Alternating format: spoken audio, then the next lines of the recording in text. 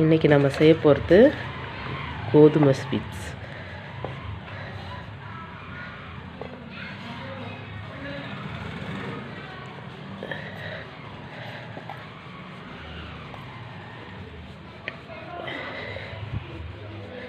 இதை நல்லா ப்ரௌன் கலராக வறுக்கணும். கொஞ்சம் வெள்ளையாக இது பண்ணாலும் ரொம்ப நமுத்து போன மாதிரி ஆகிடும். சர்க்கரை பாகு கலந்து கொதிக்க வச்சு அப்படியே சும்மா கொஞ்ச நேரம் கலக்கி எடுத்தாலே போதும். கொஞ்சோண்டு சர்க்கரை போட்டு சிம்பிளாக.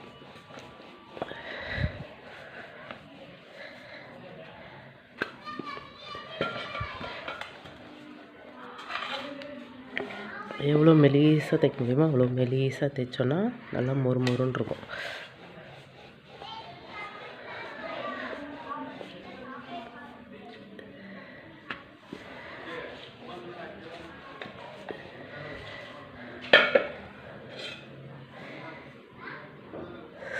ஸ்கொயராக டைமண்டாக நம்ம இஷ்டம் தான். எந்த இது டிசைன் வேணாலும் போட்டுக்கலாம்.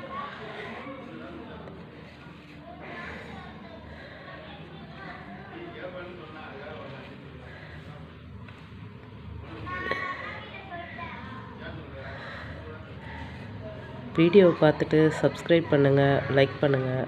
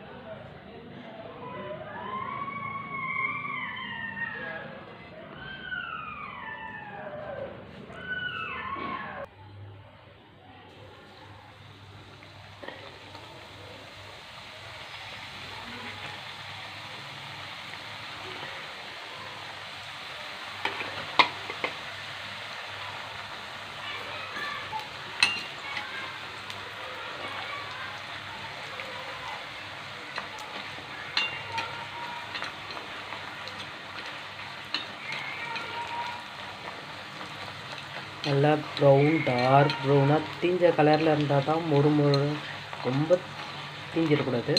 ஆனால் நல்லா டார்க்காக இருக்கணும். டார்க் ப்ரௌனாக இருந்தால் தான் மொறுன்னு வரும். இல்லைன்னா ஒரு மாதிரி மென்று சாப்பிட்ற மாதிரி இருக்கும். இது நல்லா டார்க் ப்ரௌனாக மாறும்.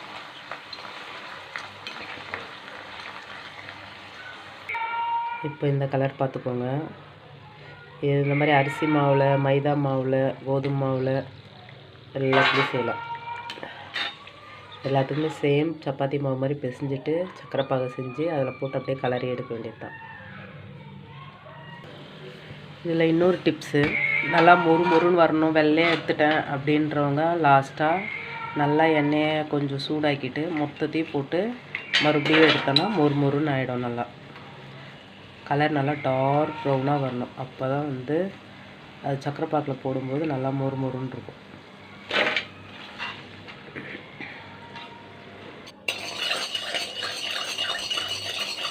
கொஞ்சோண்டு சர்க்கரை ஊற்றி போட்டு லைட்டாக ஒரு 1/4 டம்ளர் சர்க்கரை கரையணும். கரைஞ்சி தண்ணியே இருக்கக்கூடாது, சும்மா கொஞ்சோண்டு இருக்கணும். அந்த ஸ்டேஜில் போட்டு அப்படியே கலர வேண்டியது. ஓவராக தண்ணி ஊற்றினாலும் ஒரு மாதிரி பொலப்பெல்லாம் போயிடும். நல்லா சுண்டி வரட்டும்.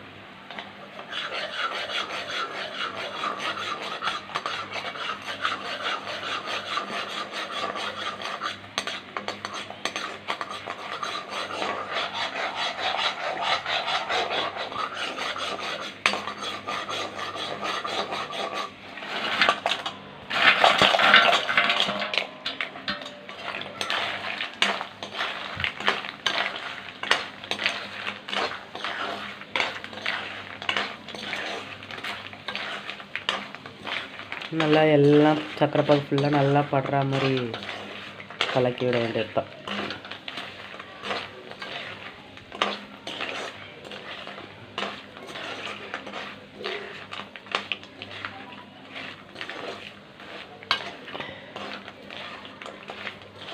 சேனலை சப்ஸ்கிரைப் பண்ணாமலே நிறைய பேர் பார்த்துட்டுருக்கீங்க. சப்ஸ்கிரைப் பண்ணிங்கன்னா நான் செய்கிற ஐட்டங்கள்லாம் வரும். சப்ஸ்கிரைப் பண்ணுங்கள், லைக் பண்ணுங்கள். அவ்வளோதான். கொஞ்சம் ஆற விட்டு அப்படியே சாப்பிட வேண்டியது தான். கொஞ்ச நேரம் ஆறினா தான் அது அந்த கட்டி கட்டியாக இருக்கிறதுலாம் உதிரியாக வரும்.